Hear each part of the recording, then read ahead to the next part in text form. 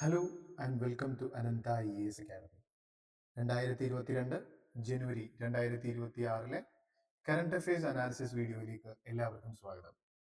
എന്നത്തെയും പോലെ the Hindu news പേപ്പറിലെ ഏറ്റവും പ്രധാനപ്പെട്ട 2-3 ന്യൂസ് ആർട്ടിക്കിൾസ് ആണ് നമ്മൾ ഇന്ന് അനലൈസ് ചെയ്യുന്നത്. സമയം കളയുന്നില്ല, നമുക്ക് നേരെ ന്യൂസ് ആർട്ടിക്കിളിലേക്ക് കിടക്കാം.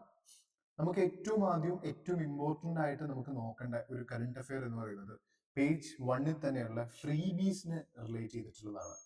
റീസെന്റ് സുപ്രീം കോടതി പറയണ്ടായി, ഫ്രീബി എന്ന് പറയുന്ന സാധനം പബ്ലിക് വെൽഫെയർ ഇൻവെസ്റ്റ്മെന്റിൽ നിന്നും മാറ്റി നിർത്തണം.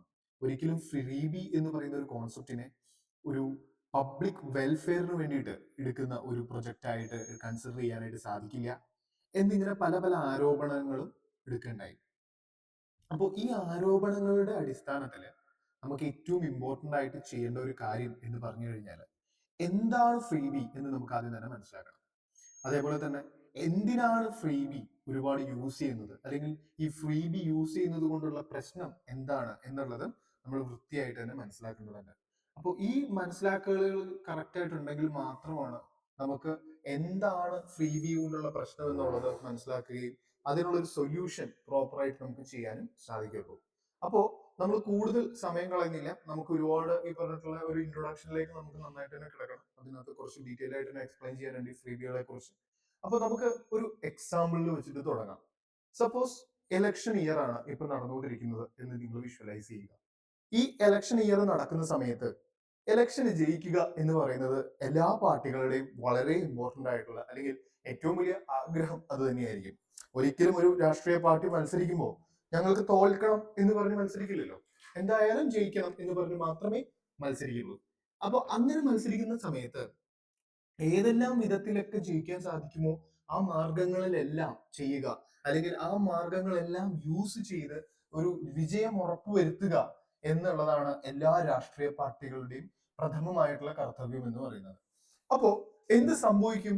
എന്തും ചെയ്ത്, അതായത് ഇതിപ്പോ ജാതിയുടെ കൂട്ട് പിടിച്ചിട്ടോ, അല്ലെങ്കിൽ മത ഈ പറഞ്ഞിട്ടുള്ള ഈ സെക്യുലർ അല്ലാത്ത ഓർഗനൈസേഷന്റെ കൂട്ടിച്ചേർന്നിട്ടോ, അല്ലെങ്കിൽ ഈ പറഞ്ഞിട്ടുള്ള ഒരു ട്വിസ്റ്റ് ചെയ്തിട്ടോ, പൈസ ഇറക്കിയിട്ടോ, പല പല പല രീതിയിൽ എന്ത് ചെയ്യാറുണ്ട്? ഇന്ത്യൻ ഇലക്ഷൻ നടക്കാറുണ്ട് അല്ലെ? ഒരുപാട് മാൽ പ്രാക്ടീസസ് നടക്കുന്നതായിട്ട് നമ്മൾ കണ്ടിട്ടുണ്ട്. അപ്പൊ ഈ ഇലക്ഷൻ നടക്കുന്ന സമയത്ത് ഇലക്ഷന് വേണ്ടിയിട്ട് പൈസ കൊടുത്ത് വോട്ട് മേടിക്കുന്നു, ആളുകളെ കൊണ്ട് ഈ പറഞ്ഞിട്ടുള്ള ജാതിയുടെ പേരിൽ വോട്ട് മേടിക്കുന്നു, മതത്തിന്റെ പേരിൽ വോട്ട് മേടിക്കുന്നു, ഓരോ സംഘടനകളുടെ അടിസ്ഥാനത്തിൽ വോട്ട് മേടിക്കുന്നു, പ്രഷർ ഗ്രൂപ്പുകളുമായിട്ട് അസോസിയേറ്റ് ചെയ്തിട്ട് ഇലക്ഷൻ ക്യാമ്പയിൻ ചെയ്യുന്നു, NGO-കളായിട്ട് അസോസിയേറ്റ് ചെയ്യുന്നു അല്ലെ, മീഡിയകളായിട്ട് അസോസിയേറ്റ് ചെയ്യുന്നു. അപ്പൊ പലതരത്തില് ഒരു ഇലക്ഷൻ നടക്കുന്ന സമയത്ത് പല തരത്തിൽ എന്ത് സംഭവിക്കുന്നുണ്ട്? ഈ ഒരു ക്യാമ്പയിൻസിനെ അട്ടിമറിക്കാനായിട്ട് ഒരു എന്താണ് ഒരു ഒരു സോർട്ട് ഓഫ് കാര്യങ്ങൾ നടക്കാറുണ്ട്. അപ്പോ അതിൽ നമ്മൾ മനസ്സിലാക്കേണ്ടത് എന്താണ്? ഒരു എലക്ഷൻ ഇപ്പൊ നിങ്ങൾ തന്നെയാണെങ്കിലും ഒരു പാർട്ടിക്ക് വോട്ട് ചെയ്യണമെങ്കിൽ, അല്ലെങ്കിൽ ഒരു പെർട്ടിക്കുലർ ആയിട്ടുള്ള ഒരു ലീഡർക്കോ അല്ലെങ്കിൽ റെപ്രസെന്റേറ്റീവ്, ഏറ്റവും ഡെമോക്രസിയെ സംബന്ധിച്ചിടത്തോളം ഏറ്റവും നല്ല ടേം എന്ന് പറയുന്നത് എന്താണ്? ഒരു റെപ്രസെന്റേറ്റീവ് എന്നുള്ളതാണ്. അപ്പോൾ ഒരു റെപ്രസെന്റേറ്റീവിനെ നിങ്ങൾ സെലക്ട് ചെയ്യണമെങ്കിൽ എന്തെല്ലാമായിട്ടുള്ള കാര്യങ്ങളാണ് നമ്മൾ നോക്കുക? നമ്മൾ ഈ പറഞ്ഞിട്ടുള്ള അദ്ദേഹത്തിന്റെ സ്വഭാവമോ അല്ലെങ്കിൽ അദ്ദേഹത്തിന്റെ ബാക്ക്ഗ്രൗണ്ടോ എക്കണോമിക്കൽ ആയിട്ടുള്ള കാര്യങ്ങളെല്ലാം നോക്കി തുടങ്ങിയിട്ടുണ്ട്. പക്ഷേ ഒരു ഒരു 10 വർഷം മുന്നേ വരെ നമ്മൾ നോക്കിക്കൊണ്ടിരുന്ന ഒരു കാര്യം, ഇയാളെ ജയിപ്പിച്ചാൽ എനിക്ക് എന്താണ് ഗുണം എന്നുള്ളതാണ്. ഒന്ന് ചിന്തിച്ചു നോക്കൂ, ഇയാളെ ജയിപ്പിച്ചാൽ എനിക്ക് എന്താണ് ഗുണം? അപ്പോ ആ കാലഘട്ടത്തിൽ, അല്ലെങ്കിൽ ആ ഒരു സമയത്താണ് എന്തിന്റെ വരവ് വരുന്നത്? ഈ പ്രഖ്യാപനങ്ങളുടെ വരവ് വരുന്നത്. പ്രഖ്യാപനങ്ങളുടെ വരവ് എന്ന് പറഞ്ഞു കഴിഞ്ഞാൽ, ഇപ്പോ കഴിഞ്ഞ ഇലക്ഷനിൽ, അല്ലെങ്കിൽ അരവിന്ദ് കെജ്രിവാളിന്റെ ഇലക്ഷന്റെ സമയത്ത് അദ്ദേഹം ഒരു പ്രസ്താവന ഇറക്കിയിരുന്നു. അദ്ദേഹം ചീഫ് മിനിസ്റ്റർ ആവുകയാണെങ്കിൽ ഇവിടുത്തെ എല്ലാ സ്ത്രീകൾക്കും ഫ്രീ ആയിട്ട് ട്രാൻസ്പോർട്ടേഷൻ ഫെസിലിറ്റീസ് യൂസ് ചെയ്യാം എന്നുള്ള ഒരു പ്രസ്താവന ഇറക്കിയിരുന്നു. അതേപോലെ തന്നെ തമിഴ്നാട്ടിലേക്ക് നമ്മൾ നോക്കുകയാണെന്നുണ്ടെങ്കിൽ ഇലക്ഷൻ പ്രസ്താവനകളിൽ ഏറ്റവും കൂടുതൽ വരുന്നത് കടങ്ങൾ എഴുതി തള്ളാം, വിദ്യാഭ്യാസ ലോണുകൾ എഴുതി തള്ളാം, അല്ലെങ്കിൽ ഈ പറഞ്ഞിട്ടുള്ള ഇലക്ട്രിസിറ്റി ബില്ലുകൾ എഴുതി തള്ളാം. ഈ ഫ്രീബി അല്ലെങ്കിൽ ഈ പറഞ്ഞിട്ടുള്ള സബ്സിഡി അല്ലെങ്കിൽ ഫ്രീബി, ഇതിനൊക്കെ നമുക്ക് ഒരു ലൈനിൽ തന്നെ വായിക്കാൻ പറ്റുന്നതാണ്. ഒരു കോയിന്റെ 2 സൈഡുകളാണ് സബ്സിഡിയും ഈ പറഞ്ഞിട്ടുള്ള ഫ്രീബിയും. അപ്പൊ ഈ ഫ്രീബി എന്ന് പറഞ്ഞു കഴിഞ്ഞാൽ, ഇത്രയും പറഞ്ഞു വെച്ചിട്ട് ഞാൻ ഫ്രീബി എന്താണെന്ന് ഡിഫൈൻ ചെയ്യുകയാണെന്ന് പറഞ്ഞു കഴിഞ്ഞാൽ, ഫ്രീബി എന്ന് പറഞ്ഞു കഴിഞ്ഞാൽ ഒരു എലക്ഷൻ അല്ലെങ്കിൽ ഒരു പോപ്പുലിസ്റ്റ് സപ്പോർട്ടിന് വേണ്ടിയിട്ട്, ഇത് നല്ലൊരു കീ വേർഡ് ആണ് പോപ്പുലിസ്റ്റ് സപ്പോർട്ട് എന്നുള്ളത്. പോപ്പുലർ ആയിട്ടുള്ള ആളുകൾ, ഐ മീൻ പോപ്പുലിസ്റ്റ് സപ്പോർട്ട് എന്ന് പറഞ്ഞാൽ പോപ്പുലർ ആയിട്ട്, ഐ മീൻ ഏറ്റവും കൂടുതലായിട്ടുള്ള സപ്പോർട്ട്, ഏറ്റവും കൂടുതലായിട്ടുള്ള മെജോറിറ്റേറിയൻ സപ്പോർട്ട് കിട്ടാൻ വേണ്ടിയിട്ട് കുറച്ച് ഒരു വെൽഫെയർ ക്രിയേറ്റ് ചെയ്യാതെ ഒരു പെർട്ടിക്കുലർ കാറ്റഗറി ഓഫ് ആളുകൾക്ക് മാത്രം ബെനിഫിഷ്യൽ ആവുന്ന രീതിയിൽ കാര്യങ്ങൾ ചെയ്യുന്നതിനെയാണ് ഫ്രീ ബി എന്ന് പറയുന്നത്. ഏറ്റവും മലയാളത്തിൽ പറഞ്ഞു കഴിഞ്ഞാൽ എല്ലാ കാര്യങ്ങളും ഫ്രീ ആയിട്ട് കൊടുക്കുക. ഞാൻ നിങ്ങൾക്ക് എല്ലാം ഫ്രീ ആയിട്ട് തരാം, നിങ്ങൾ എനിക്ക് വോട്ട് ചെയ്താൽ മാത്രം മതി. എങ്ങനെയുണ്ട്? ഇതാണ് ഫ്രീ ബി കൾച്ചർ എന്ന് പറയുന്നത്. അതായത് നിങ്ങൾ എനിക്ക് വോട്ട് ചെയ്താൽ മാത്രം മതി, ബാക്കി നിങ്ങൾക്ക് വേണ്ടിയിട്ടുള്ള എല്ലാ കാര്യങ്ങളും ഞാൻ എന്ത് ചെയ്യാം, ഞാൻ ഫ്രീ ആയിട്ട് തരാം. നിങ്ങളുടെ ലോണുകൾ ഉണ്ടോ, അത് ഞാൻ എഴുതി തള്ളാം. നിങ്ങൾക്ക് കുടിശ്ശികകൾ ഉണ്ടോ, അത് ഞാൻ എഴുതി തള്ളാം. നിങ്ങൾക്ക് ഇനിയും ഈ പറഞ്ഞിട്ടുള്ള അഗ്രികൾച്ചറിൽ ഫ്രീ ആയിട്ട് ഫെർട്ടിലൈസേഴ്സ് വേണോ, ഞാൻ തരാം. കറണ്ട് വേണോ, ഫ്രീ ആയിട്ട് ഞാൻ തരാം. അപ്പോ ഈ ഒരു സെറ്റപ്പിലാണ് നമ്മൾ ഈ ഫ്രീ ബി എന്ന് പറയുന്ന സംഗതിനെ മനസ്സിലാക്കേണ്ടത്. അപ്പോ ഒരു ഗവൺമെന്റിനെ തെരഞ്ഞെടുക്കുന്ന സമയത്ത് നമ്മൾ എപ്പോഴും ചിന്തിക്കേണ്ട എന്താണ്, ഒരു ഇന്ത്യ എന്ന് പറയുന്ന ഒരു ഫ്യൂച്ചർ, അല്ലെങ്കിൽ ഒരിക്കലും നമ്മൾ പ്രസന്റിനെ കോംപ്രമൈസ് ചെയ്തുകൊണ്ടായിരിക്കരുത് ഫ്യൂച്ചറിനെ കുറിച്ച് ചിന്തിക്കേണ്ടത്. പക്ഷെ സ്റ്റിൽ ഒരു കൺട്രിയെ സംബന്ധിച്ചിടത്തോളം അവിടുത്തെ ജനങ്ങളുടെ ക്വാളിറ്റി ഓഫ് ലിവിങ് ഇംപ്രൂവ് ചെയ്യാൻ പറ്റണം. അതിന് ഷോർട്ട് ടേം ആയിട്ടുള്ള കാര്യങ്ങളുണ്ട്, ലോങ് ടേം ആയിട്ടുള്ള കാര്യങ്ങളുണ്ട്. ഷോർട്ട് ടേം ആയിട്ടുള്ള ഒരു സ്റ്റെപ്പ് എടുത്ത് വെച്ച് കഴിഞ്ഞാൽ എന്റെ ഒരാഴ്ച ചിലപ്പോൾ നന്നായിട്ട് പോയിരിക്കും, ചിലപ്പോൾ ഒരു വർഷം നന്നായിട്ട് പോയിരിക്കും. പിന്നീട് ഞാൻ ഈ ഒരു വർഷം നന്നായിട്ട് ജീവിച്ചതിന്റെ പരിണിത ഫലം എന്റെ ജീവിതകാലം മുഴുവൻ ഞാൻ ചിലപ്പോൾ അനുഭവിക്കേണ്ടി വന്നേക്കാം. അപ്പോ ആ ഒരു രീതിയിൽ ചിന്തിക്കുമ്പോൾ ഈ ഫ്രീ ബി എന്ന് പറയുന്ന സംഗതി വരുന്നതോടുകൂടി സംഭവിക്കുന്ന എന്താണ്, ആളുകളുടെ പ്രൊഡക്ടിവിറ്റിനെ എഫക്ട് ചെയ്യുന്നു എന്നുള്ളതാണ്. കാരണം എനിക്കെല്ലാം ഫ്രീ ആയിട്ട് കിട്ടുന്നുണ്ട്, ഞാൻ പിന്നെ എന്തിനാ പണിക്ക് പോകുന്നത്? എനിക്ക് വിശന്നാൽ ഭക്ഷണം കഴിക്കണം, അതിനെനിക്ക് ജോലിക്ക് പോകണം. പക്ഷെ എനിക്ക് ഫ്രീ ആയിട്ട് ഭക്ഷണം കിട്ടുന്നുണ്ട്, പിന്നെ ഞാൻ എന്തിനാ ജോലിക്ക് വേണ്ടത്? എനിക്ക് ഈ പറഞ്ഞതുപോലെ ഫ്രീ ആയിട്ട് ലോൺ കിട്ടുന്നുണ്ട്, വീട് വെക്കാനായിട്ടുള്ള ലോൺ എനിക്ക് തിരിച്ചടക്കേണ്ട, പിന്നെ ഞാൻ എന്തിനാ ജോലിക്ക് പോകുന്നത്? അപ്പൊ ഒരു എക്കോണമിയുടെ അവസ്ഥ എന്താവും? അപ്പോ ഇതേപോലെ ഇത്രയും ഒരു പ്രൊഡക്റ്റീവ് അല്ലാത്ത ഒരു സമൂഹം ജീവിക്കുമ്പോൾ അവിടുത്തെ റെപ്രസെന്റേറ്റീവ്സും എങ്ങനെയായിരിക്കും? അവർക്കും കറപ്ഷൻ ചെയ്യാം. അവരെത്ര കറപ്ഷൻ ചെയ്താലും കുഴപ്പമില്ല, കാരണം ഈ കറപ്ഷനൊക്കെ അവസാനം ഇവരെ ഇതേപോലത്തെ ഏതെങ്കിലും ഫ്രീ ബി പോലുള്ള സംഗതികൾ, എന്തെങ്കിലും ഫ്രീ ബി ആയിട്ട് വന്നു കഴിഞ്ഞാൽ വീണ്ടും ആളുകളെ ഇവർക്ക് പ്രലോഭിപ്പിച്ച് ഇവർക്ക് പെർസ്യൂ ചെയ്തിട്ട് ഇവർ ഇൻഫ്ലുവൻസ് ചെയ്തിട്ട് എന്ത് ചെയ്യാം, ഇവർക്ക് വീണ്ടും ഇലക്ഷൻ ജയിക്കാം. അപ്പോ ഈ ഒരു സംഗതി നമ്മൾ മനസ്സിലാക്കേണ്ട ഒരു കാര്യം, ഈ ഫ്രീ ബി എന്ന് പറയുന്നത് എവിടെ നിന്നാണ് ഈ ഫ്രീ ബി വരുന്നത്? അതായത് ഇപ്പൊ ഗവൺമെന്റ് പേയ്മെന്റ് ചെയ്തു എന്ന് പറയുന്നുണ്ട്, ബട്ട് ഈ ഫ്രീ ബി എന്ന് പറയുന്നത് എന്താണ്? ജനങ്ങളുടെ തന്നെ ടാക്സ് ആണ്, അല്ലേ? അപ്പൊ ആ ജനങ്ങളുടെ ടാക്സ് ഉപയോഗിച്ച് ജനങ്ങൾക്ക് തന്നെ പ്രശ്നങ്ങൾ ഉണ്ടാകുന്ന രീതിയിൽ കാര്യങ്ങൾ നടത്തുന്നതാണ് ഫ്രീ ബി എന്നാണ് കോടതി ഒരു ഒബ്സർവേഷൻ. അപ്പോ കോടതി ചോദിക്കുന്നുണ്ട്, നമ്മുടെ ഈ പറഞ്ഞിട്ടുള്ള എന്തുകൊണ്ടാണ് നിങ്ങൾ ഈ ഫ്രീ ബീസ് നടപ്പിലാക്കാത്തത്, അല്ലെങ്കിൽ നമ്മുടെ നമുക്ക് ഈ പറഞ്ഞുള്ള ഒരു കുറച്ചും കൂടി ഇമ്പോർട്ടന്റ് ആയിട്ടുള്ള കാര്യങ്ങളിലേക്ക് എന്തുകൊണ്ട് നോക്കുന്നില്ല?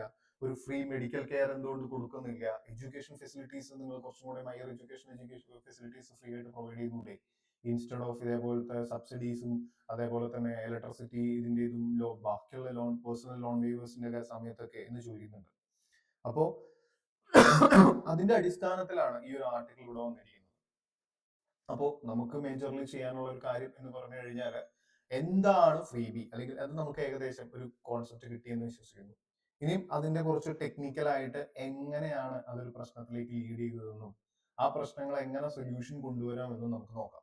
ഓക്കെ, സോ നമുക്ക് നോക്കാം what are the major challenges, അല്ലെങ്കിൽ ഫ്രീ ബി റിലേറ്റഡ് ആയിട്ടുള്ള കുറച്ച് ഡേറ്റാസ് നമ്മൾ കളക്ട് ചെയ്ത് വെച്ചിരിക്കുന്നതാണ്.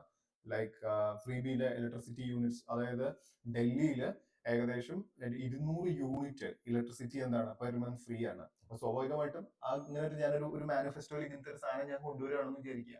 അപ്പൊ പിന്നെ എന്ത് ചെയ്യും, ആളുകൾ എനിക്ക് വേണ്ടി വോട്ട് ചെയ്യും. കാരണം എന്താ, ഓക്കെ ഇയാൾക്ക് വോട്ട് ചെയ്ത് കഴിഞ്ഞാൽ കറണ്ട് ബില്ല് അടയ്ക്കണ്ടല്ലോ എന്നുള്ള നോർമൽ ബേസിക് ചിന്ത അത് വന്നേക്കാം. അപ്പൊ അതൊരു പക്ഷെ അതൊരു പ്രശ്നമായിട്ട് വരാം. അപ്പൊ അങ്ങനത്തെ കുറച്ച് കാര്യങ്ങൾ വരുന്നു. പിന്നെ ഏറ്റവും കൂടുതൽ ഈ ഫ്രീ ബി കൾച്ചർ നമുക്ക് കാണാൻ പറ്റുന്നത് ഈ ഇലക്ട്രിസിറ്റി ഇതിനകത്താണ്.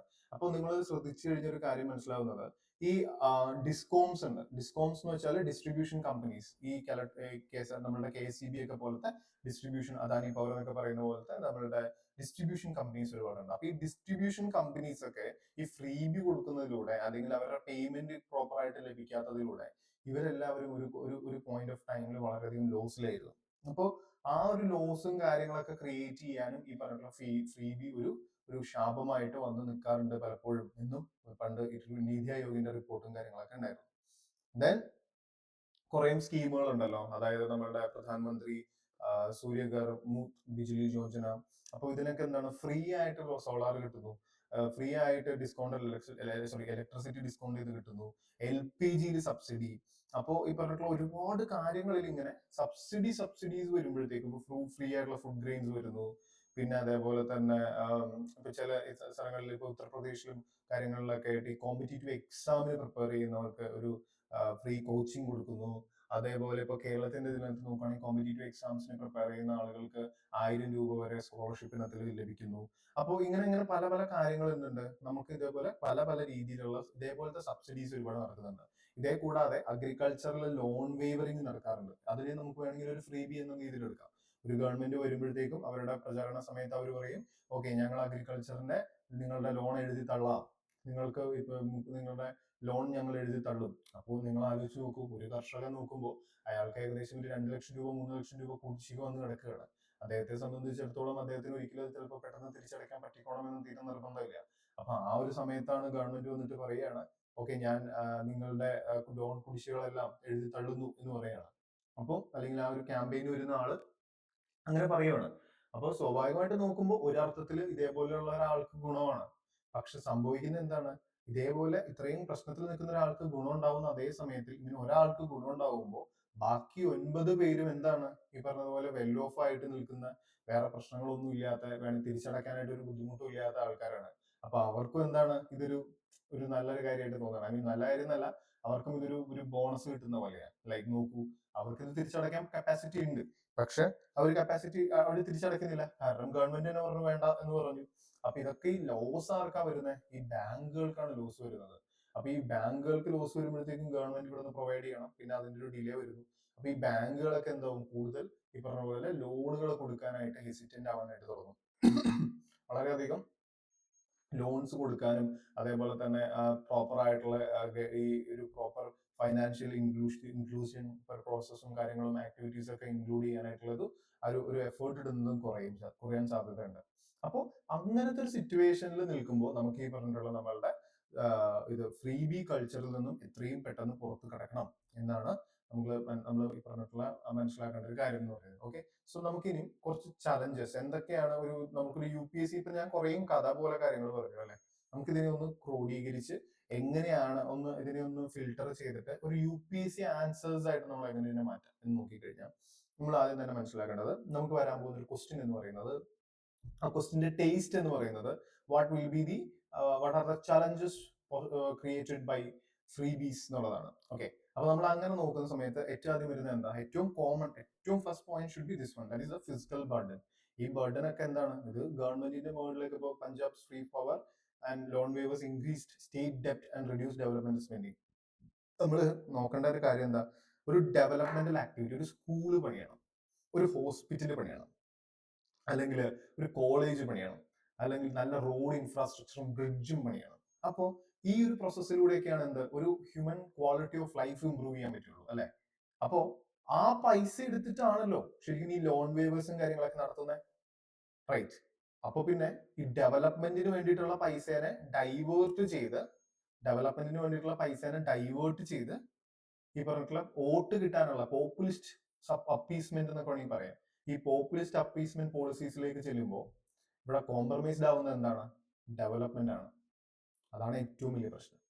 So second problem, cut in capital expenditure. So capital expenditure ഞാൻ പറഞ്ഞു, നമുക്ക് റവന്യൂ എക്സ്പെൻഡിച്ചർ ഉണ്ട്, ക്യാപിറ്റൽ എക്സ്പെൻഡിച്ചർ ഉണ്ട്.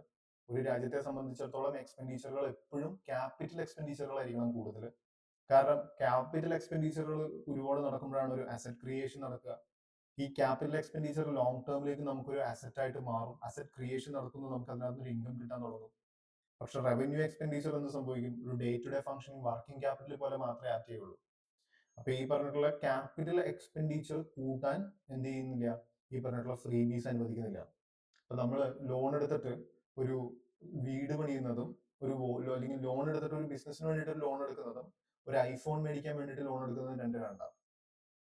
ഈ ഒരു ബിസിനസിന് വേണ്ടിയിട്ട് ലോൺ എടുത്തു കഴിഞ്ഞാൽ നമ്മൾക്ക് ഇൻ ഫ്യൂച്ചർ നമുക്ക് അതിനകത്ത് നിന്ന് റിട്ടേൺ കിട്ടിക്കൊണ്ടിരിക്കും, നമുക്ക് ഇൻകം കിട്ടിക്കൊണ്ടിരിക്കും, നമ്മളെ എംപ്ലോയ്മെന്റ് ജനറേറ്റ് ചെയ്യും, നമ്മുടെ രാജ്യത്തിന് പുരോഗതി ഉണ്ടാവും. പക്ഷെ നിങ്ങളൊരു ഐഫോൺ മേടിച്ചത് കൊണ്ട് എന്താ സംഭവിക്കുന്നത്, നിങ്ങൾക്ക് അതൊരു ലൈബിലിറ്റി മാത്രമാണ് ആവുക. ഇപ്പൊ നിങ്ങളൊരു 1 ലക്ഷം രൂപയുടെ ഒരു EMI നിങ്ങളൊരു ഐഫോൺ മേടിച്ചു കഴിഞ്ഞാൽ 10 വർഷം കഴിഞ്ഞ്, അല്ലെങ്കിൽ 10 വർഷം വേണ്ട, 1 വർഷം കഴിഞ്ഞ് നിങ്ങൾ ഇത് കൊടുക്കാൻ വെച്ച് കഴിഞ്ഞാൽ നിങ്ങൾക്ക് ഒരു കാരണവശാലും ഒരു 50,000 രൂപയിൽ കൂടുതൽ കിട്ടില്ല. ഏകദേശം 50% ഡിപ്രീസിയേഷൻ നിങ്ങൾ ഫേസ് ചെയ്യേണ്ടി വന്നിട്ടുണ്ട്. ഇതേ സമയം നിങ്ങൾ 1 ലക്ഷം രൂപ നിങ്ങളുടെ ബിസിനസ് തുടങ്ങാനായിട്ട്, എന്തെങ്കിലും വളരെ ചെറിയ മൈക്രോ ലെവൽ ഒരു ചെറിയ ബിസിനസ് തുടങ്ങാനായിട്ട് നിങ്ങൾ എടുത്തു എന്ന് വിചാരിക്കുക. നിങ്ങൾ അതൊന്ന് പ്രോപ്പറായിട്ട് കെയർ ചെയ്ത് കൊണ്ടുപോയി കഴിഞ്ഞാൽ ആ ബിസിനസ് നിങ്ങൾക്ക് എന്ത് ചെയ്യാം, നിങ്ങൾക്ക് 1 ലക്ഷം രൂപ എന്നുള്ളത് ഒരു 2 കൊല്ലം ഡൗൺ ദ ലൈൻ ചിലപ്പോൾ അത് നിങ്ങൾക്ക് ഒരു 1 കോടി രൂപ വരെ ആക്കി ഇൻഫ്ലേറ്റ് ചെയ്യാനായിട്ട് സാധിക്കും, അല്ലെ? അപ്പോൾ അതാണ് ഈ വ്യത്യാസം. ഇതൊരു പേഴ്സണൽ ലൈഫിൽ ഒരു മൈക്രോ ലെവലിൽ നമ്മൾ പറഞ്ഞ കാര്യമാണ്. ഇതേ കാര്യം നമ്മൾ നേരെ ഒരു ഗവൺമെന്റ് ലെവലിൽ ചിന്തിച്ചു നോക്കും. ഒരു ലോൺ തിരിച്ചടയ്ക്കാനോ അല്ലെങ്കിൽ ആ ഒരു വ്യക്തിയെ മാത്രം ബാധിക്കുന്ന ഒരു കാര്യത്തെ കുറിച്ച് സപ്പോർട്ട് ചെയ്യുമ്പോൾ ഒരു യൂട്ടിലിറ്റേറിയൻ പ്രിൻസിപ്പിൾ അനുസരിച്ച് നമ്മൾ ഫോളോ ചെയ്ത് കഴിഞ്ഞാൽ സംഭവിക്കുന്നത് എന്താണ്? ബാക്കിയുള്ള ജനങ്ങളുടെ ഡെവലപ്മെന്റൽ ആക്ടിവിറ്റീസും കോംപ്രമൈസ്ഡ് ആവുന്നതാണ് നമ്മൾ കാണുന്നത്, റൈറ്റ്? അപ്പോൾ ആ പ്രശ്നങ്ങൾക്ക് ഒരു സൊല്യൂഷൻ വേണം. അപ്പോൾ അതാണ് അടുത്ത ചലഞ്ച് എന്ന് പറയുന്നത്. ദെൻ ഡെപ്റ്റ് ആയിട്ടുള്ള സ്ട്രെസ് ആണ്. കാരണം നമ്മളുടെ ഈ പറഞ്ഞിട്ടുള്ള ആന്ധ്രാപ്രദേശ് ഒക്കെ very known for this kind of ഈ എന്താ നമ്മുടെ ഈ ഫ്രീ ബീസിനൊക്കെ വളരെ നോൺ ആയിട്ടുള്ള സ്ഥലമാണ്. അപ്പൊ ഡെപ്റ്റ് സ്ട്രെസ്സുകളും കാര്യങ്ങളും ഉണ്ടാവുന്നുണ്ട്. പിന്നെ വർക്കിനെ ഇൻസെന്റിവൈസ് ചെയ്യുന്നുണ്ട് ഈ സാധനം. അതായത് നമ്മൾ ഈ പറഞ്ഞിട്ടുള്ള ഇപ്പൊ ഞാൻ പറഞ്ഞു ആദ്യം തന്നെ, ഇപ്പൊ ഏറ്റവും ഒരു മാസ്ലോസ് നീഡ് ഹൈറാർക്കിയിൽ നമ്മൾ സംസാരിക്കുകയാണെങ്കിൽ ഏറ്റവും ബേസിക് ആയിട്ടുള്ള നീഡ്സ് ഉണ്ടല്ലോ. ഈ ബേസിക് ആയിട്ടുള്ള നീഡ്സിനെ സസ്റ്റെയിൻ ചെയ്യാനാണ് ഒരു മനുഷ്യൻ ആദ്യം പണിക്ക് പോകുന്നത്. പക്ഷെ എന്ത് സംഭവിക്കും? അയാൾ പണിക്ക് പോയി കഴിഞ്ഞാൽ കുറച്ച് കഴിഞ്ഞതിന് ശേഷം എന്ത് സംഭവിക്കും? അയാൾക്ക് ഈ പറഞ്ഞതുപോലെ ഫ്രീ ആയിട്ട് കിട്ടുവാണ്, ഭക്ഷണവും കാര്യങ്ങളൊക്കെ കിട്ടുവാണ്. അപ്പൊ അയാൾ വിചാരിക്കും, ഞാൻ എന്തിനാ പണിക്ക് പോകുന്നത്? ഞാൻ പണിക്ക് പോകുന്നത് ഭക്ഷണം മേടിക്കാനാ, എനിക്ക് ഭക്ഷണം ഫ്രീ ആയിട്ട് കിട്ടും, പിന്നെ ഞാൻ പണിക്ക് പോകേണ്ട ആവശ്യമില്ല. അപ്പൊ അയാൾ ഒരു കൺസ്ട്രക്ഷൻ വർക്കർ ആണെന്ന് വിചാരിക്കുക. അപ്പൊ അയാൾ കൺസ്ട്രക്ഷൻ പോകുന്നില്ല. അതേപോലെ കുറെ ആളുകൾ അങ്ങനെ ചിന്തിച്ചു കഴിഞ്ഞാൽ ലേബർ ഷോർട്ടേജ് വരും. ആൾക്കാരുടെ ബേസിക്കലി ഒരു ഒട്ടും എന്താ പറയാ, വർക്ക് ചെയ്യണം എന്നുള്ള ഒരു മൈൻഡിൽ നിന്ന് ആളുകൾ മാറാൻ തുടങ്ങും. കാരണം എല്ലാം ഫ്രീ ആയിട്ട് കിട്ടുവാണല്ലോ. ദെൻ ഞാൻ ആദ്യം പറഞ്ഞു, നമ്മളുടെ ഈ പറഞ്ഞിട്ടുള്ള ബെനിഫിറ്റ്സ് ഷെയർ ചെയ്യുന്ന സമയത്ത് ഒരു കറക്റ്റ് നമുക്ക് അതാണ് ഇവിടെയാണ് നമ്മൾ ഗവേണൻസിന്റെ ഒരു ടേം വരുന്നത്. ടാർഗറ്റഡ് ബെനിഫിഷ്യറി സർവീസ് ഡെലിവറി എന്ന് പറയുന്ന ഒരു കോൺസെപ്റ്റ്. അതായത് നമുക്ക് ബെനിഫിഷ്യറിനെ ടാർഗറ്റ് ചെയ്ത് അയാൾക്ക് സർവീസ് പ്രൊവൈഡ് ചെയ്യാൻ പറ്റണം. അല്ലാതെ നമ്മളൊരു ഗ്രൂപ്പ് ഓഫ് ഐഡന്റിറ്റിക്ക് മുഴുവനായിട്ട് ഒരു പ്രൊവൈഡ് ചെയ്താൽ, ഇപ്പൊ ഫാമേഴ്സിന് എല്ലാവർക്കും നമ്മൾ 2000 രൂപ വെച്ച് കൊടുക്കാം എന്ന് പറഞ്ഞു കഴിഞ്ഞാൽ, ഈ നമ്മുടെ പഞ്ചാബ് ഹരിയാന ബെൽറ്റിലുള്ള ഫാമേഴ്സ്, അല്ലെങ്കിൽ നമ്മളുടെ ഈ പറഞ്ഞ കോട്ടയം കാഞ്ഞിരപ്പള്ളിയിലൊക്കെ ഉള്ള ഫാമേഴ്സ് എന്നൊക്കെ പറയുന്നത് അവർ വരുന്നത് മെസിഡീസിലും BM-ലൊക്കെയാണ്. അപ്പൊ ആ ഒരു ലെവലിൽ വരുന്ന ആളുകൾക്ക് 2000 രൂപയുടെ ആവശ്യമുണ്ടോ? പക്ഷെ അപ്പൊ നമ്മൾ എന്ത് ചെയ്യണം? അതിനെ ടാർഗറ്റ് ചെയ്യാൻ പറ്റണം. നമുക്ക് ഒരു പുവർ ആയിട്ടുള്ള ആളെ കണ്ടുപിടിക്കാനായിട്ടുള്ള ഒരു പ്രോസസ്സ് നമുക്ക് വേണം. അതിനൊരു കീ ഇൻഡിക്കേറ്റർ പാരാമീറ്റേഴ്സ് നമ്മുടെ കയ്യിൽ വേണം. അതിനെ നമ്മൾ ഐഡന്റിഫൈ ചെയ്തിട്ട് അയാൾക്ക് നമ്മൾ പ്രോപ്പറായിട്ട് കേറ്റർ ചെയ്യണം. അപ്പോഴാണ് നമുക്ക് അപ്പൊ നമുക്ക് എന്ത് ചെയ്യാം? അദ്ദേഹത്തിന്റെ ആ ഒരു പെർട്ടിക്കുലർ പേഴ്സന്റെ, ഒരു പക്ഷെ പ്രായമായി ഒറ്റയ്ക്ക് ജീവിക്കുന്ന തീരെ സുഖമില്ലാത്ത ഒരു അമ്മയോ അല്ലെങ്കിൽ ഒരു അച്ഛനോ, അപ്പൊ അവർക്കൊരു ലോൺ ഉണ്ട്, അവരുടെ വീട് ജപ്തിയാവും എന്നുള്ള കണ്ടീഷൻ ആവുകയാണ്. അപ്പൊ ആ ഒരു സിറ്റുവേഷനിൽ നമുക്ക് വേണമെന്നുണ്ടെങ്കിൽ എന്ത് ചെയ്യാം, അല്ലെങ്കിൽ ഗവൺമെന്റിന് എന്ത് ചെയ്യാം, ഒരു വെൽഫെയർ ഓറിയന്റഡ് ഒരു അന്ത്യോദയ കോൺസെപ്റ്റിൽ നമുക്ക് എന്ത് ചെയ്യാം, ഒരു ഡിയോണ്ടോളജിക്കൽ പെർസ്പെക്റ്റീവിലൊക്കെ ചിന്തിച്ചു കഴിഞ്ഞാൽ നമുക്കത് ചെയ്യുന്നതിൽ തെറ്റില്ല. പക്ഷേ ഈ സംസ്ഥാനത്തുള്ള അല്ലെങ്കിൽ ഈ ജില്ലയിലുള്ള എല്ലാ BPL കാർഡ് ഹോൾഡേഴ്സിന്റെ വീടിന്റെയും ലോൺ എഴുതി തള്ളുന്നു എന്ന് പറയുമ്പോഴത്തേക്കും അത് വലിയ ഹ്യൂജ് എമൗണ്ട് ആയിട്ട് വരും, അല്ലെ? അപ്പൊ ആ ആ പൈസയൊക്കെ നമ്മൾ എന്ത് ചെയ്യുക? അപ്പൊ ടാർഗറ്റ് ചെയ്തിട്ട് ചെയ്യാം, അതിൽ തെറ്റില്ല എന്നുള്ളതാണ് എന്റെ ഒരു അഭിപ്രായം, എനിക്ക് തോന്നുന്ന ഒരു കാര്യം. അപ്പൊ നിങ്ങളുടെ അഭിപ്രായം എന്താണെന്നുള്ളത് നിങ്ങൾക്ക് കമന്റ് ചെയ്ത് നിങ്ങൾ പറയണം. കാരണം നിങ്ങൾ എത്രത്തോളം ഒരു കാര്യം നമുക്ക് മനസ്സിലായാൽ മാത്രമാണ് നമുക്ക് അതിനെക്കുറിച്ച് അഭിപ്രായം പറയാൻ സാധിക്കുള്ളൂ. അപ്പൊ നിങ്ങൾ ഇതിനെക്കുറിച്ച് ഒരു അഭിപ്രായം പറയുകയാണെങ്കിൽ അതിന്റെ അർത്ഥം നിങ്ങൾക്ക് ഇത്രയും നേരം ഞാൻ പറഞ്ഞ കാര്യം മനസ്സിലാവുന്നുണ്ട് എന്ന് കൂടിയാണ്. സോ നിങ്ങൾ മാക്സിമം എൻഗേജ്മെന്റ് നടത്തുക. കമന്റിൽ നിങ്ങൾ ഒരുപാട് നിങ്ങളുടെ ക്വസ്റ്റ്യൻസ്, നിങ്ങൾക്ക് തന്നെയാണ് ഒരു ഒപ്പീനിയൻ അല്ലെങ്കിൽ ഒരു ഡിഫറൻസ് ഓഫ് ഒപ്പീനിയൻ ഉണ്ടെങ്കിൽ അത് പറയുക. Okay, so yes, coming back. അപ്പോൾ ദെൻ പൂർ ടാർഗറ്റിംഗ്, ദെൻ അടുത്തത് ഇൻഫ്ലേഷൻ റിസ്ക്. ഇൻഫ്ലേഷൻ റിസ്ക് നമ്മൾ എക്കണോമിയുടെ പലപ്പോഴായിട്ടുള്ള കറണ്ട് അഫയേഴ്സിനകത്ത് നമ്മൾ സംസാരിച്ചിട്ടുണ്ടായിരുന്നു. ഒരു ഇൻഫ്ലേഷൻ റിസ്ക് ആണ്, അല്ലെ? ക്യാഷ് ആണ്. അപ്പൊ ഒരു വസ്തുവിന്റെ ഒരു വില കൂടാനുള്ള സാധ്യതകൾ എന്താണ്? ഒരു വസ്തുവിന്റെ ഡിമാൻഡ് കൂടുമ്പോഴും സപ്ലൈ കുറയുമ്പോഴും ഒരു വസ്തുവിന്റെ ഡിമാൻഡ് പ്രൈസ് കൂടാം. അപ്പൊ ഈ ഒരു സിറ്റുവേഷനിൽ നമ്മൾ നോക്കുകയാണെന്നുണ്ടെങ്കിൽ സ്വാഭാവികമായിട്ടും ഫ്രീ ബി വരുമ്പോഴത്തേക്കും ആളുകളുടെ കയ്യിലേക്ക് ക്യാഷ് ആണ് വരുന്നത്, റൈറ്റ്? അല്ലെങ്കിൽ ഈ പറഞ്ഞ പോലെ കമ്മോഡിറ്റിയുടെ ഡിമാൻഡ് ആണ് കൂടുന്നത്. പക്ഷെ ഇവിടെ എന്ത് സംഭവിക്കുന്നില്ല? ആളുകൾക്ക് അതിന്റെ അപ്പൊ അതിന്റെ ഒരു ബേസിക് പ്രൊഡക്ഷൻസോ കാര്യങ്ങളോ ഒന്നും നടക്കുന്നില്ല. അപ്പൊ കുറെ മണി ഇങ്ങനെ എക്കോണമിയിലേക്ക് പമ്പ് ചെയ്തുകൊണ്ടിരിക്കും. അപ്പൊ കുറെ മണി എക്കോണമിയിലേക്ക് പമ്പ് ചെയ്യുമ്പോഴത്തേക്കും എന്ത് സംഭവിക്കും? ഓട്ടോമാറ്റിക്കലി അവിടുത്തെ ഇൻഫ്ലേഷൻ റേറ്റും കൂടാൻ സാധ്യതയുണ്ട് എന്നാണ് പറയുന്നത്. ദെൻ പൊളിറ്റിക്കൽ പോപ്പുലിസം ഭരണത്തിലിരിക്കുന്ന ഈ പറഞ്ഞിട്ടുള്ള ഗവൺമെന്റിന് എന്ത് ചെയ്യാം, അവർക്ക് അവരുടെ സൗകര്യം അനുസരിച്ച് എപ്പോൾ വേണമെങ്കിലും ഈ ഇലക്ഷൻ ടൈം ആകുമ്പോഴത്തേക്കും ഇങ്ങനത്തെ ഫ്രീ ബീസും പോപ്പുലിസ്റ്റ് അപ്പീസ്മെന്റ് വോട്ട്സും കാര്യങ്ങളൊക്കെ വേണ്ടിയിട്ട് അവർക്ക് ചെയ്തു കഴിഞ്ഞാൽ ഒരു പ്രോപ്പർ ഡെമോക്രാറ്റിക് സ്പിരിറ്റിൽ കാര്യങ്ങൾ മുന്നോട്ടേക്ക് നീങ്ങാനായിട്ട് ബുദ്ധിമുട്ടാവും എന്നുകൂടി എനിക്ക് തോന്നുന്നു. ദെൻ അടുത്തൊരു ഫെഡറൽ സ്ട്രെയിൻ ആണ്. അപ്പോൾ ഈ പറഞ്ഞിട്ടുള്ള ഇപ്പൊ ഈ നമ്മുടെ സ്റ്റേറ്റുകളൊക്കെ ഇപ്പോൾ എല്ലാവർക്കും ഇലക്ഷന് ജയിക്കണം അല്ലെ. അപ്പൊ ഈ ഇലക്ഷന് ജയിക്കാനായിട്ട് ഇപ്പോൾ ഒരു പെർട്ടിക്കുലർ ഗവൺമെന്റ് ഇങ്ങനെ ചെയ്യും എന്ന് പറഞ്ഞു കഴിഞ്ഞാൽ, അല്ലെങ്കിൽ ഒരു ഫ്രീ ബി ഓഫർ ചെയ്താൽ മറ്റൊരാൾ ഫ്രീ ബി ഓഫർ ചെയ്യാതെ അവർക്ക് ഒരു വിജയ സാധ്യത കുറയുമല്ലോ. അപ്പൊ അതേപോലെ തന്നെ അപ്പോ ഈ സ്റ്റേറ്റ്സ് ഒക്കെ എന്ത് ചെയ്യും, ഇവരാണ് ഏറ്റവും കൂടുതൽ മോർ ദാൻ സെന്ററിനെക്കാട്ടിലും സ്റ്റേറ്റ് ഗവൺമെന്റ്സ് ആണ് ഫ്രീ ബി ഓഫറിംഗ് ഒരുപാട് നടത്തുന്നത്. അപ്പോ ആ ഒരു ഫ്രീ ബി ഇവർ എവിടെ നിന്നാണ് പൈസ മേടിക്കുന്നത്? സെൻട്രൽ ഗവൺമെന്റിന്റെ അടുത്ത് നിന്നാണ് അസിസ്റ്റൻസിന് വേണ്ടി ചെല്ലുന്നത്. അപ്പോ അതും ഒരു പൊളിറ്റിക്കലി ഒരു ഡിഫറൻസ് ഓഫ് പാർട്ടീസ് ഉള്ള ഒരു സമയമാണെങ്കിൽ, ഒരു പാർട്ടി എയും പാർട്ടി ബിയും ആണെന്നുണ്ടെങ്കിൽ, അപ്പൊ ആ പാർട്ടി എക്ക് ജയിക്കാനായിട്ട് അതാണ് സെൻട്രൽ എന്ന് വിചാരിക്കുക. അപ്പൊ പാർട്ടി ബി സ്റ്റേറ്റിലുണ്ട്. അപ്പൊ പാർട്ടി ബി ഫ്രീ ബിയുടെ ഒരു അസിസ്റ്റൻസിന് വേണ്ടിയിട്ട് സെന്ററിന്റെ അടുത്തേക്ക് ചെല്ലുമ്പോൾ സെന്റർ അത് ഡിനൈ ചെയ്യുന്നു. അപ്പോൾ സ്വാഭാവികമായിട്ടും ഇതിന്റെ ഒരു സെൻട്രൽ സ്റ്റേറ്റ് ടെൻഷൻസും കാര്യങ്ങളൊക്കെ കൂടുന്നു എന്നും നമുക്ക് തോന്നുന്നു. സോ ഇതൊക്കെയാണ് മേജർ ചലഞ്ചസ് എന്ന് പറയുന്നത്. ദെൻ നമുക്ക് കുറച്ച് ഒരു നമ്മുടെ ആൻസേഴ്സ്, ഇതൊക്കെ നമുക്ക് വെയ്ഗായിട്ട് കുറേ പറയാൻ പറ്റും ഇങ്ങനെ അല്ലെ. അപ്പൊ എപ്പോഴും ഒരു മെയിൻസിന്റെ ഒരു ആൻസർ നമ്മൾ എഴുതുന്ന സമയത്ത് നമുക്ക് വാല്യൂ അഡീഷൻ കൊണ്ടുവരാൻ സാധിക്കണം. നമുക്ക് എത്രത്തോളം വാല്യൂ അഡീഷൻസ് കൊണ്ടുവരാൻ സാധിക്കുന്നോ അത്രയും നമുക്ക് എന്ത് ചെയ്യാൻ പറ്റും, നമുക്ക് പ്രോപ്പർ ആയിട്ട് ആൻസർ പ്രസന്റ് ചെയ്യാൻ സാധിക്കും. അപ്പോൾ ഇതിലെ വാല്യൂ അഡീഷൻസ് ആയിട്ട് നമ്മൾ നോക്കേണ്ട ഒരു കാര്യം എന്ന് പറഞ്ഞു കഴിഞ്ഞാൽ 15th Finance Commission. Okay, 15th Finance Commission warned that rising subsidies or freebies by states threaten fiscal sustainability and crowd out capital expenditure. മനസ്സിലായി? നമ്മൾ പറഞ്ഞു, നമ്മൾ ആ ക്യാപിറ്റൽ എക്സ്പെൻഡിച്ചറിനെ കുറിച്ച് നമ്മൾ പറഞ്ഞു, ഒരു ഫിസിക്കൽ സസ്റ്റൈനബിലിറ്റി ഇല്ലാത്ത സിറ്റുവേഷനിലേക്ക് മാറും എന്ന് നമ്മൾ പറഞ്ഞു. പക്ഷെ നമ്മളാ പറഞ്ഞത് എന്താ, നമ്മളുടെ ഒരു ഒപ്പീനിയൻ അല്ലെ. അപ്പൊ നമുക്ക് നമ്മളുടെ ഒപ്പീനിയന്റെ കൂടെ ഒരു ക്രെഡിബിൾ ആയിട്ടുള്ള ഒരു ഓർഗനൈസേഷൻ, അതും ഫിനാൻസ് കമ്മീഷൻ എന്നൊക്കെ പറഞ്ഞു കഴിഞ്ഞാൽ ഒരു കോൺസ്റ്റിറ്റ്യൂഷൻ ബോഡിയാണ് അല്ലെ.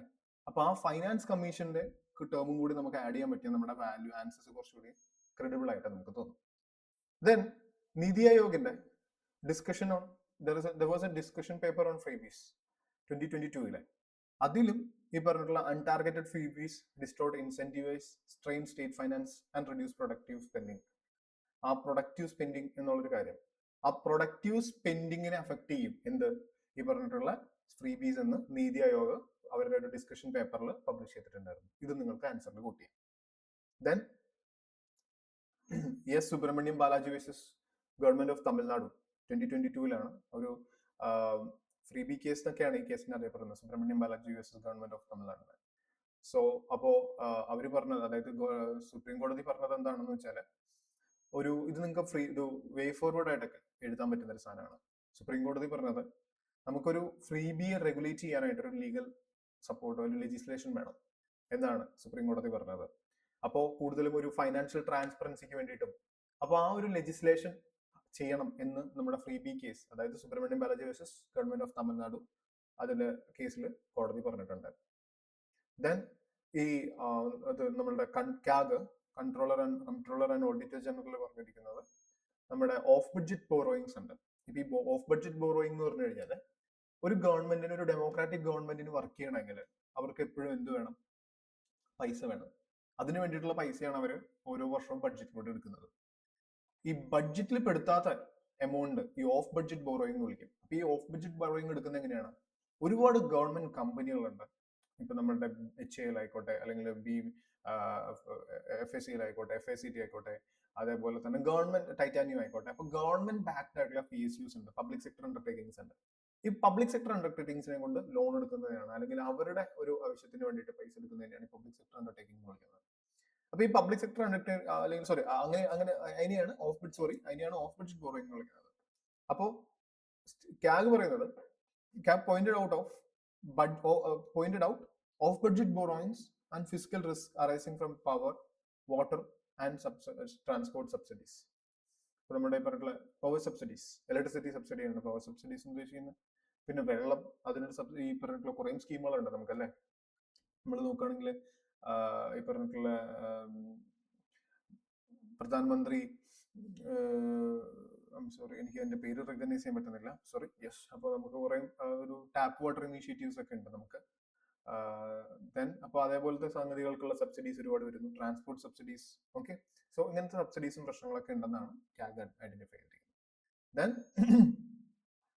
നമ്മളുടെ RBIയുടെ state finances a study of ബഡ്ജറ്റിൽ പറഞ്ഞിട്ടുള്ള ഒരു സാധനം എന്ന് പറഞ്ഞാൽ ഫ്ലാഗ്ഡ് റൈസിംഗ് ഡെപ്റ്റ് and subsidy burdens due to populist schemes. Okay, so ഇതൊക്കെയാണ് മേജർ ആയിട്ടുള്ള ചലഞ്ചസ് അതിനകത്തും ആഡ് ഓൺ ആയിട്ടൊക്കെ ചെയ്യാനായിട്ട് പറ്റുന്ന കാര്യങ്ങൾ. ദെൻ വേ ഫോർവേഡ് നോക്കുകയാണെങ്കിൽ first of all we need to define the distinction between freebies and welfare. അതാണ് ഏറ്റവും ആവശ്യമായിട്ടുള്ളത്. എല്ലാ ഫ്രീബികളെയും വെൽഫെയർ ആയിട്ട് കൺസിഡർ ചെയ്യുന്ന ഒരു അപ്രോച്ച് നമ്മൾ മാറ്റണം. അതിന് പകരം നമ്മൾ എന്താണ് ഫ്രീബി, എന്താണ് വെൽഫെയർ, അത് നമ്മൾ പ്രോപ്പർ ആയിട്ട് മനസ്സിലാക്കി തന്നെ എടുക്കണം എന്നുള്ളതാണ് ഫസ്റ്റത്തെ ഒരു വേ ഫോർവേഡ് ആയിട്ട് പറയാൻ പറ്റുന്നത്. Then implement fiscal discipline. Okay, നമ്മുടെ ഫൈനാൻസ് കമ്മീഷൻ റെക്കമെൻഡേഷനും അതേപോലെ FRBM ആക്ടും ഒക്കെ റിലേറ്റ് ചെയ്തിട്ട് നമ്മുടെ ഫിസ്ക്കൽ ഡെഫിസിറ്റിനെ കൺസോളിഡേറ്റ് ചെയ്യണം. അതേപോലത്തെ അതൊരു വേ ഫോർവേഡ് ആയിട്ട് നമുക്ക് എഴുതാം. Then there should be transparency in elections. നമ്മുടെ ഈ പറഞ്ഞിട്ടുള്ള MCC ഒക്കെ വരുന്ന സമയത്ത് അല്ലെങ്കിൽ ഈ പറഞ്ഞ ഇലക്ഷൻ ഇയറിന് മുന്നേ ഒരു പോപ്പുലിസ്റ്റ് സ്കീമുകൾ നമ്മളൊന്ന് ഒരു സ്ക്രീൻ ചെയ്ത് ഗവൺമെന്റിനെ അതിനകത്ത് നിന്ന് വിഡ്രോ ചെയ്യാനായിട്ടുള്ള ഒരു ഓർഗനൈസേഷൻ വേണം എന്നുള്ളത് അടുത്തൊരു പോയിന്റ് ആയിട്ട് നമുക്ക് പറയാം. ദെൻ ഔട്ട്കം ബേസ്ഡ് വെൽഫെയർ നമ്മൾ നോക്കണം. നമ്മൾ എപ്പോഴും ഇൻപുട്ട് ആണ് നോക്കുക, അല്ലെ? നമുക്കൊരു ഇൻപുട്ട് ഔട്ട്പുട്ട് കാര്യങ്ങളാണ് നോക്കുക. നമ്മൾ ഒരു 1 കോടി രൂപ സ്പെൻഡ് ചെയ്തു, ഒരു സ്കൂൾ കിട്ടി. അതാണ് ഇൻപുട്ട് ഔട്ട്പുട്ട് ബേസ്ഡ് ബഡ്ജറ്റ് എന്ന് പറയുന്നത്. ഇൻപുട്ട് ഔട്ട്കം ബേസ്ഡ് എന്ന് പറഞ്ഞു കഴിഞ്ഞാൽ ഒരു കോടി രൂപ സ്പെൻഡ് ചെയ്തു, ഒരു സ്കൂൾ പണിതു, ആ സ്കൂളിൽ 100 ഗേൾസ് പഠിച്ചു. അവിടെ ഗേൾസിന് സ്കൂൾ ഉണ്ടായിരുന്നില്ല, അവർക്ക് ടോയ്ലറ്റ് പ്രോപ്പറായിട്ട് എൻഷുർ ചെയ്തു, അവർക്ക് സാനിറ്റേഷൻ ക്ലാസസ് പ്രൊവൈഡ് ചെയ്തു, അവരെ ലിറ്ററസി ക്രിയേറ്റ് ചെയ്യാൻ സാധിച്ചു, അവിടെ ഒരു മിഡ് ഡേ മീൽ സ്കീം നമുക്ക് പ്രോപ്പറായിട്ട് ഇംപ്ലിമെന്റ് ചെയ്യാനായിട്ട് സാധിച്ചു എന്നിങ്ങനെ നമുക്ക് പറയാനായിട്ട് പറ്റണം. അതിനാണ് ഔട്ട്കം ബേസ്ഡ് വെൽഫെയർ എന്ന് പറയുന്നത്. ദെൻ ഞാൻ പറഞ്ഞു നമ്മളൊരു സഹായം അറിഞ്ഞ് ചെയ്യണം, അല്ലെ? എന്ന് നമ്മൾ പഴയ ആളുകളൊക്കെ പറയാം, അല്ലെ? അപ്പൊ എന്താണ് നമ്മൾ ചെയ്യുന്നൊരു സഹായം അത് ഉപകാരപ്പെടുന്നവന് ചെയ്തു കൊടുക്കണം, അല്ലാതെ എല്ലാവർക്കും നമ്മൾ സഹായിക്കാൻ നിൽക്കരുത്. അപ്പോൾ നമുക്ക് അതിന് വേണ്ടിയിട്ട് എന്ത് വേണം, ആർക്കാണ് ഇത് ഉപകാരപ്പെടുക എന്ന് നമുക്കറിയണം, അല്ലെ? അപ്പൊ അതിന് വേണ്ടിയിട്ട് എന്താ, നമുക്കൊരു പ്രോപ്പർ ടാർഗറ്റിംഗ് സെറ്റപ്പ് വേണം, നമുക്കൊരു പ്രോപ്പർ ആയിട്ട് ഇതിനെ ടാർഗറ്റ് ചെയ്യുന്ന ഒരു രീതി വേണം. അപ്പോൾ ആ ടാർഗറ്റിങ്ങിന് വേണ്ടിയിട്ട് DBT അതേപോലെ തന്നെ ആധാർ കാര്യമുള്ള പരിപാടികളൊക്കെ ചെയ്യണം എന്നുള്ളതാണ്. ശരിക്കും ഈ DBTനെ കുറിച്ച്, ഡയറക്ട് ബെനിഫിറ്റ് ട്രാൻസ്ഫറിനെ കുറിച്ചിട്ട് വളരെയധികം ഒരു അപ്രീസിയേഷൻസ് വന്നിട്ടുള്ള ഒരു സ്കീമാണ് ഈ പറഞ്ഞിട്ടുള്ള DBT സ്കീം. നമുക്ക് ഏകദേശം 2 ലക്ഷം കോടി രൂപയോളമാണ് ലീക്കേജിൽ നിന്നും പ്രിവെന്റ് ചെയ്യാനായിട്ട് സാധിച്ചത്. ദെൻ പീരിയോഡിക് ഓഡിറ്റ്സ് നടത്തുക, സ്റ്റേറ്റ് ഡെപ്റ്റ് മോണിറ്ററിംഗ് നടത്തുക, പബ്ലിക് അവയർനെസ് കൊടുക്കുക. ദെൻ റിഫോംസിൽ, അതായത് ഈ ഫ്രീബീസിനെക്കാട്ടിലും റിഫോംസിന് ഇമ്പോർട്ടൻസ് കൊടുക്കുക. ജോബ് ക്രിയേഷനിലും ഫാം റിഫോമിലും MSME ഗ്രോത്തിലും instead of short time giveaways. അതായത് ഒരു സ്ട്രക്ചറൽ ഡിഫറൻസസ് ക്രിയേറ്റ് ചെയ്യണം.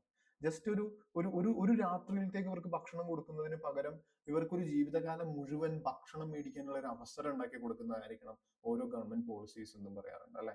റൈറ്റ്. സോ എത്രയാണ് നമുക്ക് ഇതിനോട് ഈ ഒരു ടോപ്പിക്കിൽ നിന്ന് പറയാനുള്ളത്. നിങ്ങൾക്ക് മനസ്സിലായിട്ടുണ്ടാവും എന്ന് വിചാരിക്കുന്നു.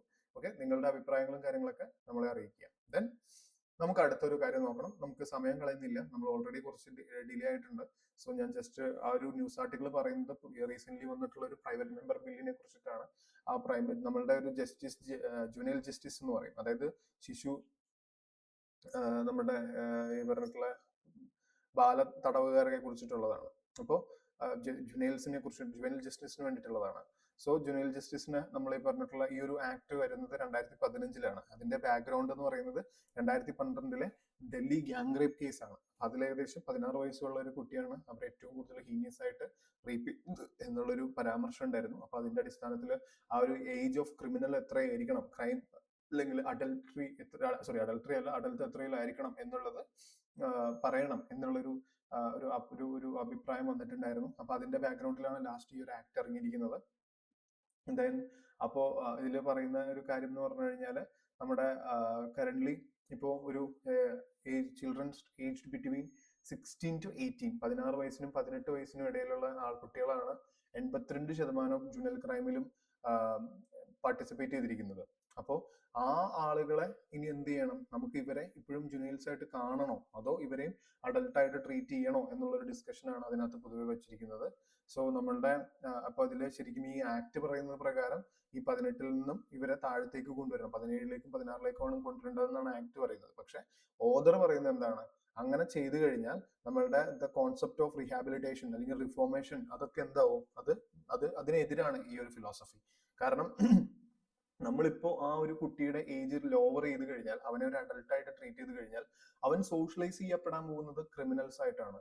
സോ ഏറ്റവും കൂടുതൽ ഈ പറഞ്ഞ ജയിലിലെ ഏറ്റവും ഹീനിയസ് ആയിട്ടുള്ള ക്രൈംസ് ചെയ്തിട്ടുള്ള ക്രിമിനൽസ് ആയിട്ടായിരിക്കും അയാൾ സോഷ്യലൈസ് ചെയ്യപ്പെടാൻ പോകുന്നത്.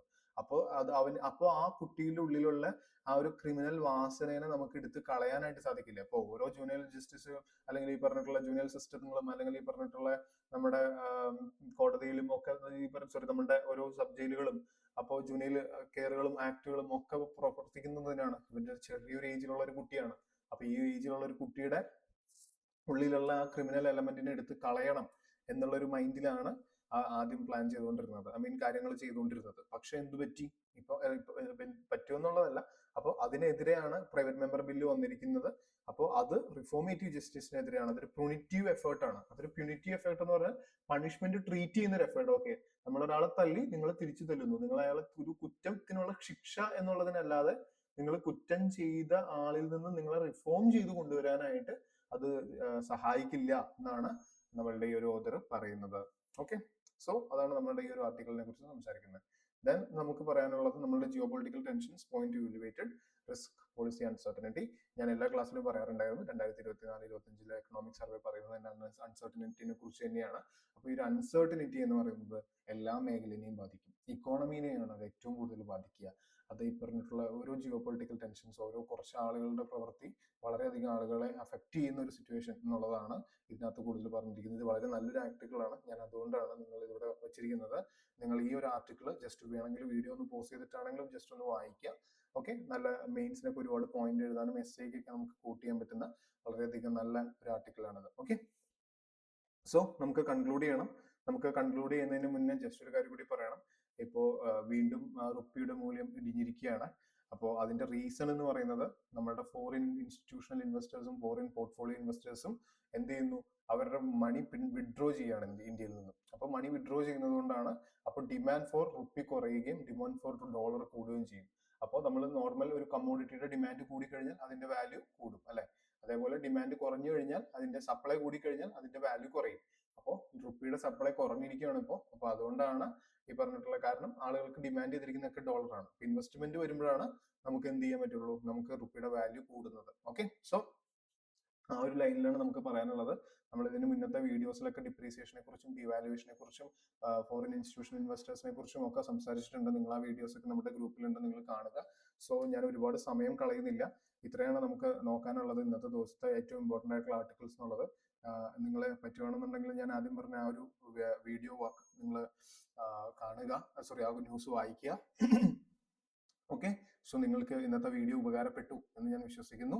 Okay, thank you for listening.